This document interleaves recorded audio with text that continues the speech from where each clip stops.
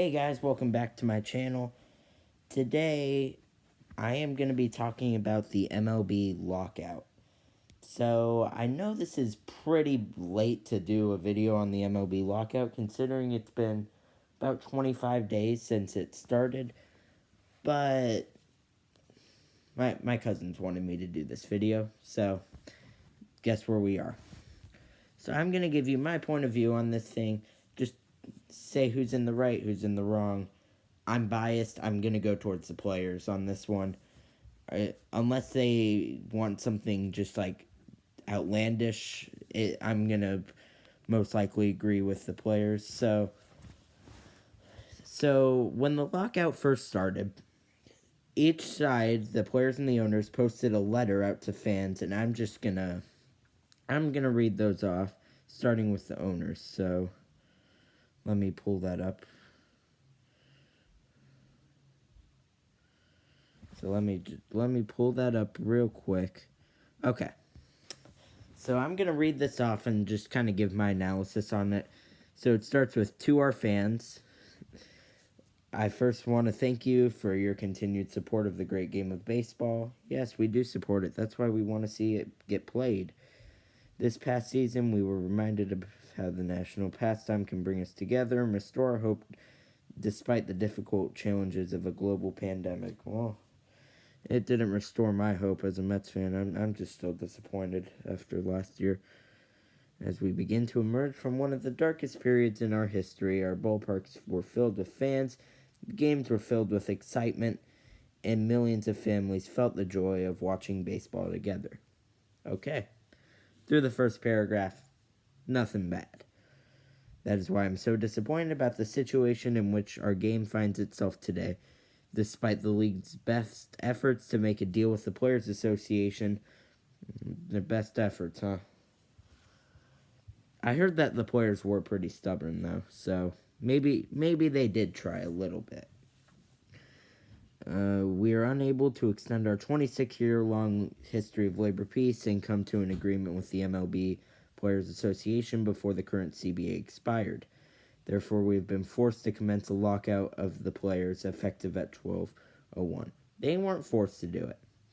They did it just because if they don't, then everything will go on as normal, and then it's going to be a repeat of 94. 94, there was a strike in the middle of the season, canceled the World Series, canceled half of the next season. They don't want to strike, so they're locking them out, and there's most likely not going to be anything done until like dates where stuff gets canceled, like spring training gets pushed back or something. I want to explain to you how we got here and why we have to take this action today. Simply put, we believe that an off-season lockout is the best mechanism to protect the 2022 season. Yes, potentially canceling the season or part of the season is the best effort to protect it. Great logic there. We hope that the lockout will jumpstart the negotiations. It didn't. And get us to an agreement that will allow the season to start on time. I still think the season will start on time. It's just going to be less time in spring training. That's my opinion. This defensive lockout was necessary because the Players Association's vision for MLB baseball would threaten the ability of most teams to be competitive. How? They're saying, like, no salary, no luxury tax, no floor. I mean, the very poorest teams won't be competitive, but even then, the Rays, look at them. They haven't spent $100 million, I don't think, in their franchise's history. And they've made the playoffs for like 4 straight seasons or something. And they went to the World Series. I mean, the Rays are just like competitive, even though they don't spend like a fourth as much as the Yankees or the Mets, the Dodgers do. I like that I can use the Mets in that sentence. A few years ago, that wasn't the case. Okay. And like the A's, too. I get they're going to have to start retooling, as they're calling it this season, not just rebuilding. But they're competitive all the time too. I mean, they're in for the wild card until like the last few weeks of the season. Okay, where was I? The part where it's okay. It's simply not a viable option. From the beginning, the Players Association has been unwilling to move from their starting position, compromise, or collaborate on the solutions. That's a problem. The whole point of the collective agreement is I give you something, you give me something. Boom. So apparently the Players Association's like, you give us stuff, we don't give you things. You don't get stuff, but we do. I have to agree with the owners if that's really what's happening there. When we began negotiations over a new agreement, the Players Association already had a contract that they wouldn't trade for any other in sports. That is completely true. They would much rather have the MLBs than NFLs with hard salary cap, which makes every team competitive and makes it a lot harder to get big contracts. I mean, the only big contracts are for quarterbacks at this point. NBA's got a soft salary cap, but you can still get a lot of money. NHL's got like the lowest salary cap ever. So, yeah. Baseball players have no salary cap, true, and are not subjected to a maximum length or dollar amount on contract. The NBA's, yeah, maximum length or dollar amount. In fact, only MLB has guaranteed contracts that run 10 or more years and in excess of $300 million. True. We've not proposed anything that would change these fundamentals. While we have heard repeatedly that free agency is broken, it kind of is. It kind of is. I mean, service time is broken. And that kind of leads into free agency. The whole like player system kind of is broken. I say every player stays on their team until they're 28 years old. Like their age 28 season. Like if basically the first free agency where they're 28 years old is when they're no longer under contract. I don't know how you do arbitration and stuff, that stuff. I don't know. But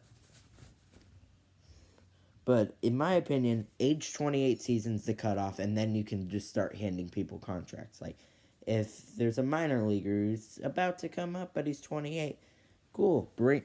Sign him to 1 year, $500K or something. Just see what happens. Or if there's a big star, like if Juan Soto becomes 28, boom, there you go. He's not under contract. Obviously, if they sign an extension before they're 28, it's different. It's just very interesting. Okay. In the month of November, $1.7 billion was committed to free agents. Yeah, that's just because everybody's worried about something changing after the lockout, and it's just like, do we really want to spend that much? Or do we really want to risk these contracts? Because, there's probably going to be some luxury tax. There's going to be something that's going to change. And a lot of free agents were worried that their market would shorten if there's like if like the luxury tax gets lowered or something and people don't want to sign you. Okay, smashing the prior record by four times. By the end of the offseason, clubs will have committed more money to players than in any offseason in MLB history. Again, most of that is just because players being worried about what the CBA is going to be. We worked hard to find compromise while making the system even better for players, by addressing concerns raised by the Players Association. Okay? We offered to establish a minimum payroll for all clubs. I feel bad for, unless the payroll's like $85 million or something, I feel bad for the Rays and stuff, because, they're operating just fine, with a payroll of $70 million. Yet, they're going to have to raise that payroll to allow the majority of players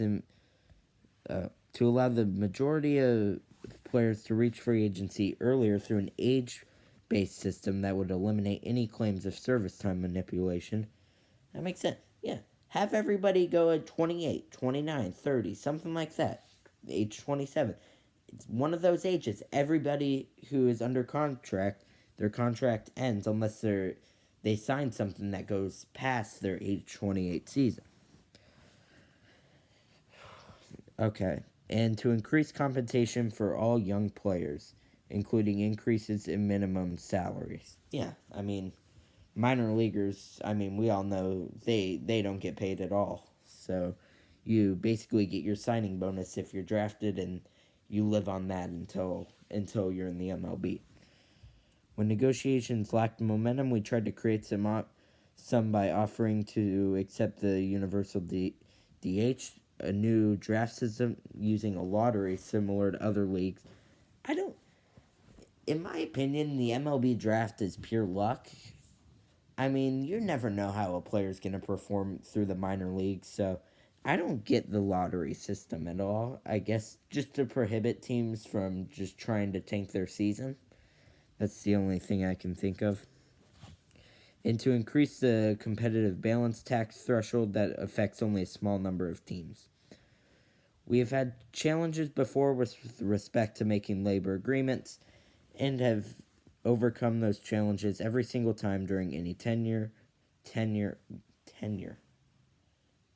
Yeah, that's right. I thought I was saying it wrong. Regrettably, it appears that the Players Association came to the bargaining table with a strategy of confrontation over compromise. Are you telling me they weren't willing to compromise and you guys just weren't making it outrageous? I find it hard to believe that they came just saying, "Here we go. You're giving us our stuff. We're not giving you anything." That's how it's gonna go here. So we can drag this out, or we can make it short. Instead of, okay, we'll give them stuff, we'll give us stuff. They never wavered from collectively the most extreme set of proposals in their history, including significant cuts to the revenue sharing system, a weakening of the competitive balance tax, and shortening the period of times players play for their teams. All of these changes would make our game less competitive, not more. I mean, I guess it could make the game less competitive, but I mean, it would be. I don't think it would make the league less competitive unless you're just forming super teams like how the Warriors did it. I mean, stuff like that. Okay. To be clear, this hard but important step does not necessarily mean games will be canceled. In fact, we are taking this step now because it accelerates the urgency for an agreement with as much runway as possible to avoid doing damage to the 2022 season. I mean, maybe they're right. I hope they're right. I hope nothing happens, but we're through day 25 and all we have to report is minor league signings. Daniel Palka going to the Mets. Who is that? Who knows? Delaying this process further would only put spring training, opening day, and the rest of the season further at risk. I mean, you're already putting it at risk with this lockout. And we cannot allow an expired agreement to again cause an in-season strike in a missed World Series. That's why they locked him out. No, because they can't strike now. We all owe you, our fans, better than that. Today's a difficult day for baseball, but as I've said all year, there's a path to a fair agreement, and we will find it. I do not doubt the league and the players share a fundamental appreciation for this game and a commitment to its fans. I remain optimistic that both sides will seize the opportunity to work together to grow, protect, and strengthen the game we love. MLB is ready to work around the clock to meet that goal. I urge the Players Association to join us at the table. They didn't meet for a good 5 days after their letters were produced. I'd just like that to be known. And then the signature, Robert D. Manfred, MLB Commissioner. Okay. So after reading that, you think, okay, so it's the players that are being the bad ones. I'm trying to find the MLB players one, but I can't really find it. I mean, it was like a Twitter thing, so I'm not sure I will be able to find it. So, basically, I read the letter before. All it said, all it, all it said was basically the lockout was a measure that didn't need to be taken, and that the owners were jerks, basically. And then the owners one was the lockout didn't need to happen. The players are jerks. I'm always gonna agree with the players just because I'm there to watch the players. No offense, no offense to Steve Cohen, but if I'm going to Citi Field, I'm not there to watch him watch the game in his booth. So I'm gonna agree with the players on this one. That's my thoughts on the MLB lockout. Who knows what's gonna happen? Hopefully, spring training and stuff starts on time. Please comment, like, subscribe, or comment what videos you like to see, because if you like to see them, I'd like to make them. Have a nice day. I'll see you in the next video. Bye.